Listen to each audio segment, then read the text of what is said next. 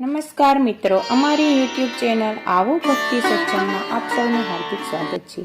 તો મિત્રો, આપણે આજના વિડીયોમાં માગસર માસના શુક્લ પક્ષની એટલે કે જે સુદ પક્ષની મોક્ષદા એકાદશી છે તેનું શું મહત્વ છે, પછી તેની કથા સાંભળીશું। તો વિડીયોના અંત સુધી બધા બન્યા રહેજો। વિડીયો પસંદ આવે તો લાઈક કરી, ચેનલ પર નવા હોય તો ચેનલને આજે જ સબસ્ક્રાઈબ કરી લેજો, જેથી કરીને આવા અવનવા ધર્મ ભક્તિના વિડીયો આપ સુધી પહોંચતા રહે।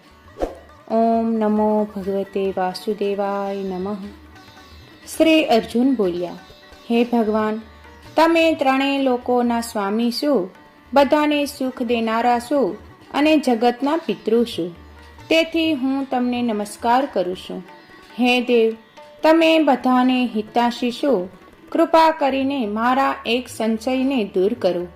માગસર માસના શુક્લ પક્ષની જે એકાદશી હોય છે તેનું નામ શું છે? એ દિવસે કયા દેવની પૂજા કરવામાં આવે છે અને તેની વિધિ શું છે? ત્યારે ભગવાન શ્રી કૃષ્ણ બોલ્યા, હે અર્જુન, તમે અત્યંત ઉત્તમ પ્રશ્ન કર્યો છે, તેથી તમારો યશ સંસારમાં ફેલાશે। તમે હવે ધ્યાનપૂર્વક સાંભળો। માગસર માસના શુક્લ પક્ષની એક એકાદશી અનેક પાપોને નષ્ટ કરનારી છે। આ મોક્ષદાના નામથી પ્રસિદ્ધ છે।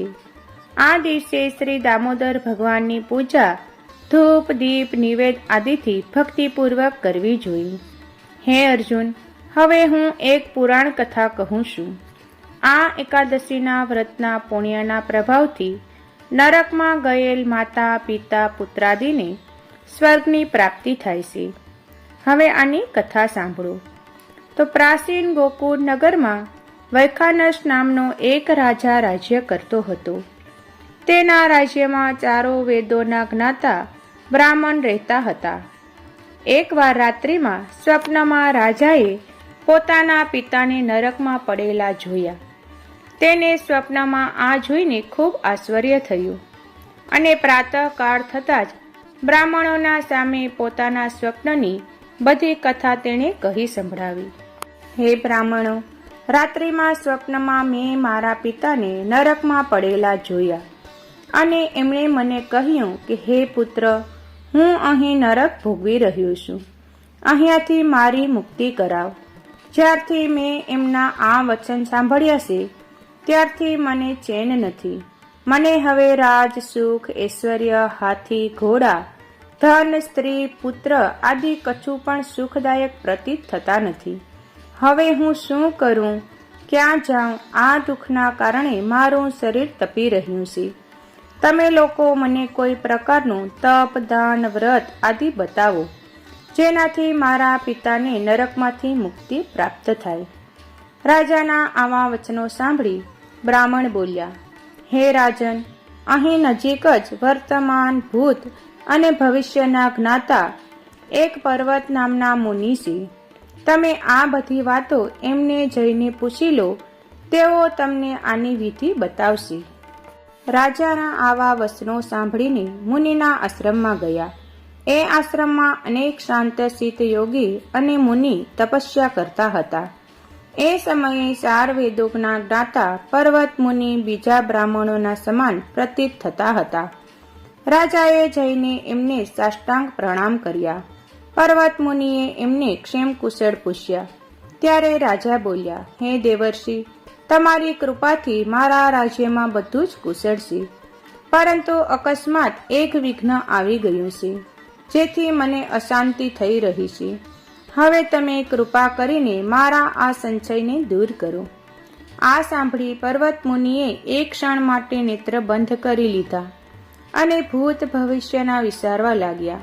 પછી બોલ્યા, હે રાજન, મેં યોગ બળ દ્વારા તમારા પિતાના સમસ્ત કુકર્મનું જ્ઞાન પ્રાપ્ત કરી લીધું છે। એમણે પૂર્વ જન્મમાં કામાતુર થઈને શોક્યના કહેવાથી પોતાની બીજી રાણીને ઋતુદાન માગવા છતાં પણ ન દીધું। એ પાપ કર્મના ફળથી તમારા પિતા નરકમાં ગયા છે। ત્યારે રાજા બોલ્યા, હે ભગવાન, મારા પિતાજીના ઉદ્ધાર હેતુ તમે કોઈ ઉપાય બતાવો। ત્યારે પર્વત મુનિ બોલ્યા, હે રાજન, માગસર મહિનાના શુક્લ પક્ષમાં જે એકાદશી હોય છે એ એકાદશીનો તમે ઉપવાસ કરો અને એ ઉપવાસના પુણ્યને તમારા પિતા માટે સંકલ્પ કરીને છોડી દો. આ એકાદશીના પુણ્યના પ્રભાવથી અવશ્ય જ તમારા પિતાની મુક્તિ થશે. મુનિના વચનો સાંભળી રાજાએ પોતાના રાજ્યમાં આવીને કુટુંબ સહિત મોક્ષદા એકાદશીનો ઉપવાસ કર્યો. આ ઉપવાસનું પુણ્ય રાજાએ પોતાના પિતાને આપી દીધું, અર્થાત સંકલ્પ છોડી દીધો. તેના પુણ્યના પ્રભાવે રાજાના પિતાને મુક્તિ મળી અને તેઓ સ્વર્ગમાં જતા પોતાના પુત્રને કહ્યું, હે પુત્ર, તારું કલ્યાણ થાય. માગશર માસના શુક્લ પક્ષની આ મોક્ષદા એકાદશીનું જે કોઈ વ્યક્તિ વ્રત કરે છે અથવા કથા સાંભળે છે તેના સમસ્ત પાપો નષ્ટ થાય છે અને તેને સ્વર્ગની પ્રાપ્તિ થાય છે. તો મિત્રો, આ વિડીયોમાં આપણે માગશર માસના શુક્લ પક્ષની મોક્ષદા એકાદશીની કથા સાંભળી. વિડીયો પસંદ આવ્યો હોય તો લાઈક કરજો. હવે નવા વિડીયો સાથે મળીશું. ત્યાં સુધી સૌને જય સિયારામ. જય